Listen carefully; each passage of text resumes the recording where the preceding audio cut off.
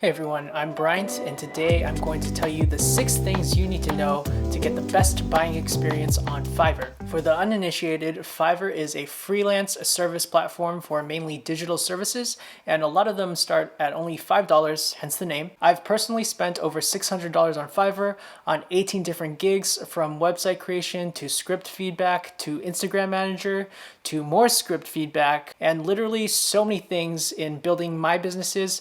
Fiverr has been integral. Out of all of those orders, I've had some good experiences and some bad ones. But the important thing is I've made some mistakes, learned some things, and now I have all that experience to share with you, so you don't have to go through what I did and have a better experience starting off. The first tip for buying on Fiverr is decide on a budget range, not a hard number. Sellers will try to reel you in with their cheapest option, especially if you're price surfing, but they will almost always offer the most value at the mid-tier, which means it will not cost just $5.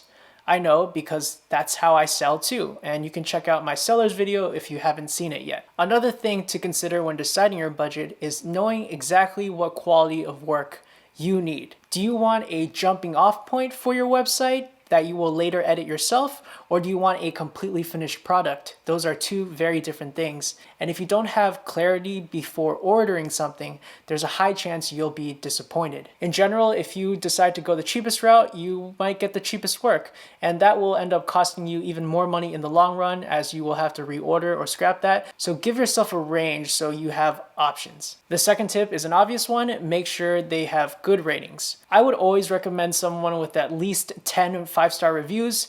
That means you're getting a base amount of quality and consistency. If they have hundreds of orders completed, a 4.8 or 4.9 rating should be fine. It's really hard to maintain a perfect 5 stars the more you sell, because it only ever takes one bad experience to bring you to that 4.8 or 4.9. If you want to go really cheap and gamble, I would consider someone with 5 reviews that are all good, but it would have to be at a lower price point and it'd be a risk. I have purchased great budget gigs in this review range where they are clearly just starting out and charging cheaper, but I know their work is good based on the samples and the reviews. And that comes to my third point, which might be the most important tip, and that's to make sure you see their sample work. And again, this one might seem obvious, but there's one thing noob shoppers might not be aware of, and that's that as a seller, you can post samples and the buyer will see the samples on your page, but hypothetically, a seller could grab those samples from anywhere. But what the Fiverr platform also does to protect this kind of sketchy advertising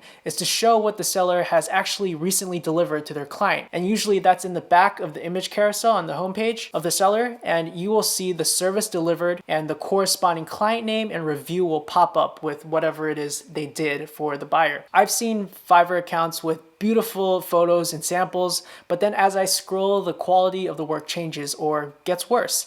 And maybe the photos in the beginning is the seller's best work, but seeing what they actually delivered is going to give you the best idea of what you'll get. So don't get tricked by the initial few photos. Make sure you're scrolling to the end and seeing what they're actually producing. Tip number 4 is communication, and that starts with messaging the seller before you order. You'd be surprised at how many people don't read, but even if they do, it's fair for them to have questions. Even for very simple gigs, it wouldn't hurt to ask a question or two just to be sure they know and offer what you want. If it's design work, it should be a must. You don't want to try to get a free consult when you're chatting with them, but the seller also wants to make sure they're a good fit for you. So tell them what you need and let them tell you if they can do it or not. After you place the order, make sure your requirements are clear and specific. If you can give them everything they need right off the bat, they'll have more time to work on your project, because the clock starts ticking right after you order. So the faster they have what they need, the better it is for both parties. Tip number 5 is don't click order complete until you get what was agreed upon. I've made the mistake of being really nice to my sellers, and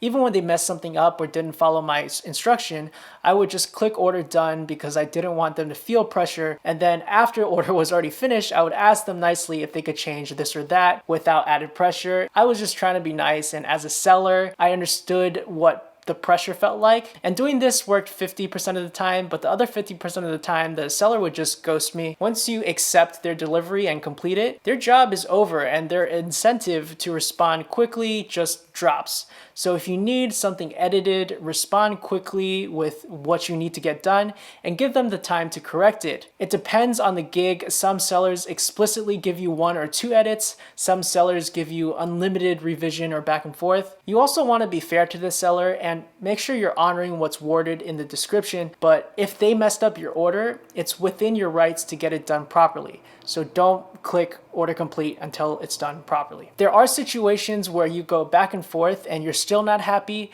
And my final tip is be ready to cut your losses and accept that what they give you is not exactly what you hope for. Once the quality of the work isn't to your exact specifications, it actually costs you more time to get you what you want. And if the style isn't what you expected, it's probably not possible for them to change styles either, or at least in a timely manner. So for your own sanity, cut your losses and either learn to do it yourself or find somebody else. There's a lot of room for error and miscommunication when you're just chatting online and you're often from different countries. No seller wants an unhappy customer, but sometimes it's just not the right fit, and that's part of the risks of doing business. In summary, to get the best experience on Fiverr, set a range for your budget, find a highly rated seller and look at his recently delivered sample work, communicate all requirements, and don't complete the order until it's done to what both parties agreed upon. And finally, be ready to cut your losses if the service isn't exactly what you expected. If you follow the above tips, you already did everything you reasonably could do